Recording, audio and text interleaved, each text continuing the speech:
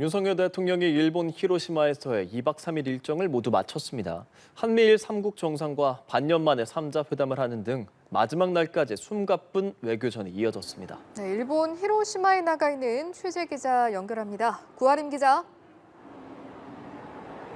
네, 히로시마 번화가인 혼도리 거리에 나와 있습니다. 윤석열 대통령은 이곳 히로시마에서 2박 3일 일정을 마치고 이제 귀국길에 올랐습니다.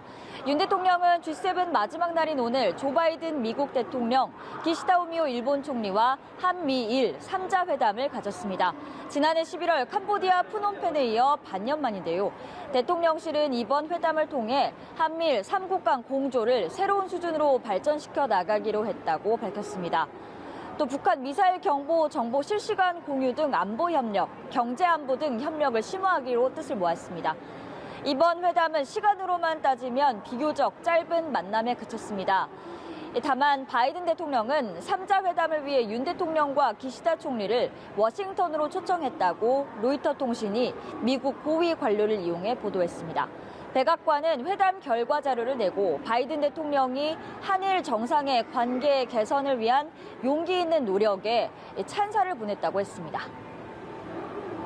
네, 히로시마에서는 윤 대통령과 볼로디미르 젤렌스키 우크라이나 대통령의 만남도 이루어졌는데 어떤 논의가 이루어졌는지도 전해주시죠. 네, 윤 대통령은 히로시마에서 마지막 일정으로 우크라이나 젤렌스키 대통령과 정상회담을 했습니다. 30분가량 진행된 회담에서 두 정상은 우크라이나 정세 그리고 지원 방안에 대해서 의견을 나눴습니다. 윤 대통령은 우크라이나에 대한 연대와 지지 입장을 재확인했다고 대통령실이 전했습니다. 젤렌스키 대통령은 우리나라의 지원에 감사를 표하며 추가적인 비살상 물품 지원을 요청했고 윤 대통령은 필요한 물품을 신속히 지원하겠다고 화답했습니다. 앞서 G7 확대 정상회의에서도 윤 대통령은 우크라이나 사태를 언급했습니다. 무력에 의한 인명살상이 자행되고 있다며 힘에 의한 현상 변경 시도가 목적을 달성하는 전례를 남기면 안 된다고 했습니다. 윤 대통령은 귀국 뒤에도 외교 일정을 촘촘하게 이어갑니다.